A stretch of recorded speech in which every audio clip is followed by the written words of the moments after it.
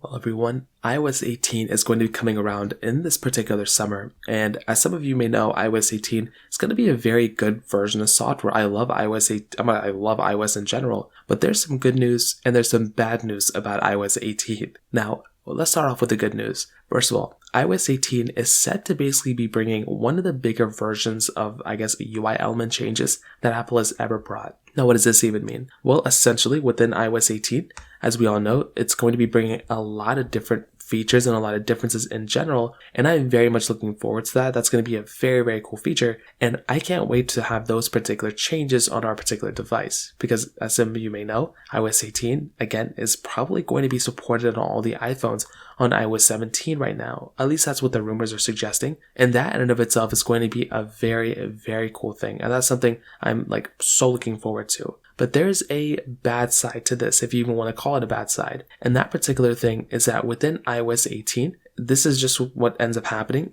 When you have an older iPhone running the latest version of software, that could technically mean that we could be getting some sort of, not problem with our older iPhones, but it could take a little bit more power and, it could lose some efficiency when you're actually loading those, newer UI elements, especially when we have a newer version of software on an older iPhone. That could actually take some toll, I would say, off the, older iPhone, and it can lose a little bit of power and maybe lose a little bit of stability. Now, even if it didn't bring these changes, I'm sure it still would have caused some issues because, you have to remember that within these particular, softwares, they're betas, they're not going to be that stable. They're going to have lots of issues here and there. But the bigger problem, I would say, is that within these particular versions of softwares, you're going to be running into probably a lot of issues, I would say, more so than the majority of other, updates and a majority of other, features that we had before. So what does this mean? Well, most likely within our particular version of software, if we're going through and if we're, getting something like the iPhone, let's say we're getting an iPhone 15,